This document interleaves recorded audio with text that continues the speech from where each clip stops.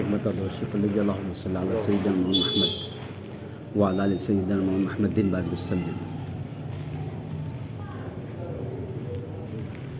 سبحانک لا علم لنا الا ما علمتنا انک انت العلیم الحکیم، نحمدہ و نصلی علی رسولہ الکریم، اما بعد۔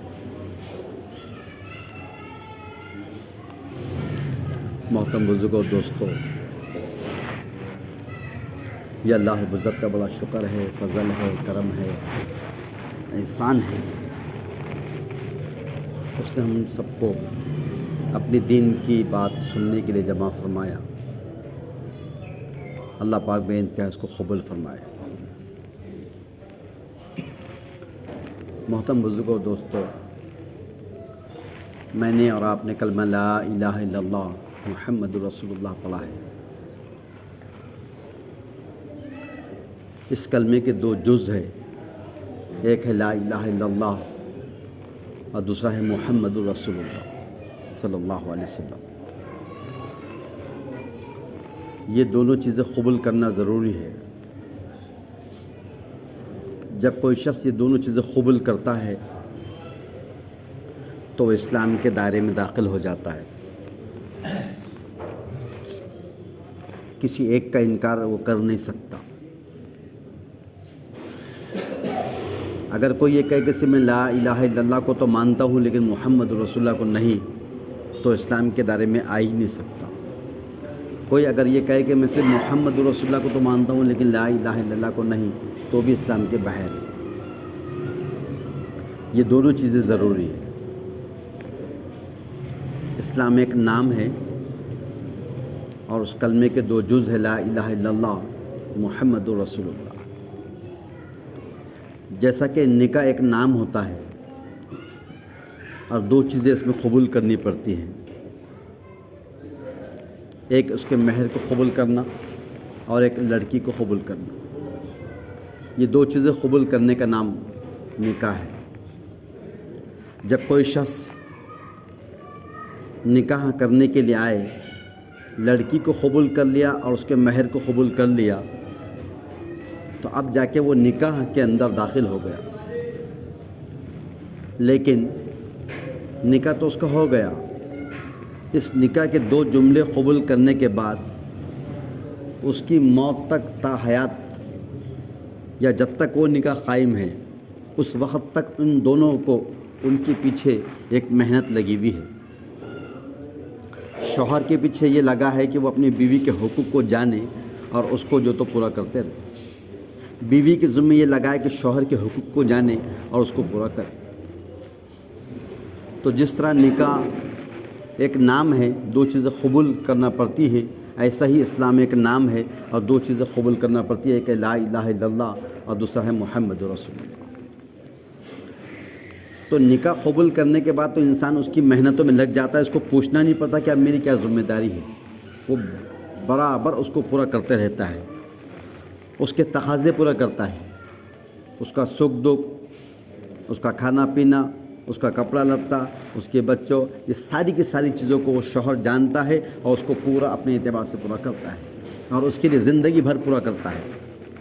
اسی طرح سے یہ اسلام میں داخل ہونے کے بعد یہ دو چیزیں جب وہ قبول کر لیتا ہے تو ان دو چیزیں قبول کرنے کے، لا الہ الا اللہ اور محمد رسول اللہ قبول کرنے کے بعد اب اس کی پیچھے ایک لمبی چوڑی محنت ہے۔ جیسا نکاح کے بعد نکاح کے تقاضے شروع ہو جاتے ہیں، ایسا ہی اسلام کا کلمہ پڑھنے کے بعد اب اسلام کے تقاضے شروع ہو جاتے ہیں۔ اب کیا تقاضے ہیں؟ جب جس شخص نے کلمہ لا الہ الا اللہ پڑھا ہے، اس کے پڑھنے کے فوراً بعد ہی اگر وہ عاقل ہے اور بالغ ہے تو اسی وقت سے اس پر 5 وقت کی نماز فرض کر دی گئی۔ اگر وہ عاقل ہے، عقل رکھتا ہے، اگر وہ بالغ ہے، سن بلوغ کو پہنچ چکا ہے، شریعت کے احکامات اس پر جو تو واجب ہو چکے ہیں، تو اب اس پر 5 وقت کی نماز کو پڑھنا واجب فرض کر دیا ہے۔ یہ 5 نمازیں اس کو پڑھنا ہی پڑے گی۔ یہ اس کلمے کا تقاضا ہے جس کو پڑھ کر اسلام میں داخل ہوا۔ اب 5 نمازیں پڑھنے کے بارے میں فرمایا ہے کہ اللہ کے نبی صلی اللہ علیہ وسلم یہ ارشاد فرماتے ہیں حدیث قدسی کے اندر، اللہ کے نبی صلی اللہ علیہ وسلم جو فرما رہے ہیں وہ یہ فرما رہے ہیں کہ اے محمد، اللہ تعالیٰ فرما رہے کہ اے محمد صلی اللہ علیہ وسلم میں نے تمہاری امت پر 5 وقت کی نماز کو فرض کر دیا۔ نبی اکرم صلی اللہ علیہ وسلم کا ارشاد ہے کہ اللہ جل شانہ حدیث قدسی میں بیان فرما رہے کہ اے محمد صلی اللہ علیہ وسلم میں نے تمہاری امت پر 5 وقت کی نماز کو فرض کر دیا ہے، اور اپنے لیے اس بات کا عہد کر لیا ہے کہ جو شخص ان کو اپنے وقتوں پر پڑھنے کا اہتمام کرے گا اس کو میں اپنی ذمہ داری پہ جنت میں داخل کروں گا، اور جو ایسا نہ کرے یعنی وقتوں پر پڑھنے کا اہتمام نہ کرے، جو وقت متعین کر دیا گیا ہے نماز کے لیے اس کے وقت پر پڑھنے کا اہتمام نہ کرے تو اس پر میری کوئی ذمہ داری نہیں۔ تو 5 وقت کی نماز پڑھنا ہے لیکن پابندی کے ساتھ پڑھنا ہے، اہتمام کے ساتھ پڑھنا ہے۔ اہتمام کسے کہتے ہیں؟ اہتمام کا مطلب یہ ہے جس چیز کا جو وقت متعین کر دیا گیا ہے اس وقت مقررہ سے پہلے وہاں پر حاضر ہو جانا، اس کا نام اہتمام۔ اگر اسٹیشن پہ گاڑی 3 بجے چھوٹنے والی ہے تو گھر سے 3 بجے نکلتے گئے آدمی 1 گھنٹہ پہلے، اور آخری درجے میں آدھا گھنٹہ پہلے تو باقی بیٹھ جاتا ہے، وہ گاڑی کے پکڑنے کا اہتمام کر رہا ہے۔ افطار اگر 7:10 پہ شروع ہوتا ہے تو 7 بجے سے پہلے دفتر پہ بیٹھ کر روزہ کھولنے کا اہتمام کر رہا ہے۔ تو جو چیز کا جو وقت متعین کر دیا گیا ہے اس وقت سے مقررہ سے پہلے وہاں حاضر ہو جانا، اس کا نام اہتمام ہے۔ اذان ہو جاتی ہے تو فرمایا اذان ہونے کے بعد نماز کے پڑھنے کا اہتمام کرنا۔ نماز کے اہتمام کے 3 درجے ہیں۔ ایک درجہ جب اذان ہونے والی ہے اس سے پہلے مسجد میں آ جانا، یہ سب سے پہلا درجہ ہے، اعلیٰ درجہ ہے۔ ایک اللہ والے فرماتے ہیں کہ 40 سال کی عمر میں ایک مرتبہ بھی ایسا کبھی نہیں ہوا اذان ہو گئی اور میں مسجد میں نہیں آیا ہوں۔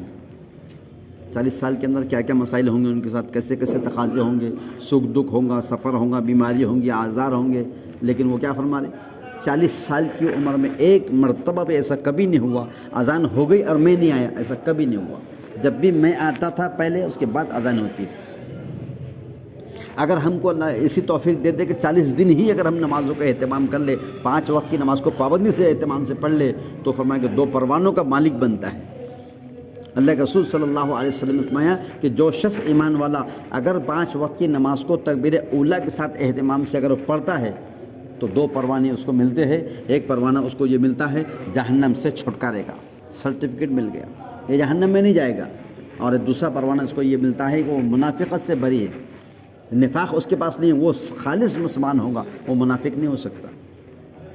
تو جس شخص نے اگر 40 دن تک 5 وقت کی نمازوں کو تکبیر اولیٰ کے ساتھ پڑھنے کا اہتمام کر دیا تو اللہ تعالیٰ اسے 2 پروانے دیتے ہیں، ایک جو تو جہنم سے چھٹکارے کا اور دوسرا جو تو نفاق سے بری کا۔ تو یہ ہے کلمے کا تقاضا، نماز کلمے کا تقاضا۔ رمضان المبارک کا مہینہ سال میں 1 مرتبہ آتا ہے۔ رمضان مبارک کے مہینے میں 29 یا 30 روزے فرض کر دیے گئے ہیں۔ یا ایھا الذین آمنوا کتب علیکم الصیام کما کتب علی الذین من قبلکم لعلکم تتقون۔ اے ایمان والو ہم نے تم پر روزے فرض کر دیے ہیں جیسا تم سے پہلی امتوں پہ ہم نے فرض کیے تھے۔ اور کیوں فرض کرے کہ لعلکم تتقون، تاکہ تمہارے میں تقوی پیدا ہو جائے۔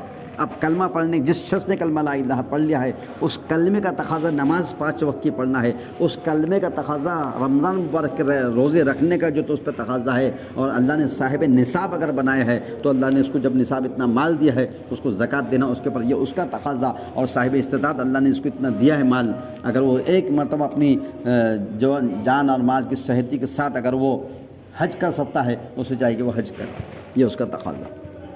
ایک بار جس نے کلمہ لا الہ الا اللہ محمد رسول اللہ کلمہ پڑھ لیا ہے، اس کلمہ پڑھنے کے بعد اب نماز اس کے ذمے، روزہ اس کے ذمے، اگر صاحب نصاب ہے تو زکوٰۃ اس کے ذمے، اور اللہ نے استعداد دی ہے مال کی، اگر صاحب نصاب صاحب مال بنایا ہے تو پھر اس کو حج کرنا اس کے ذمے۔ یہ ہو گیا اس کے ارکان۔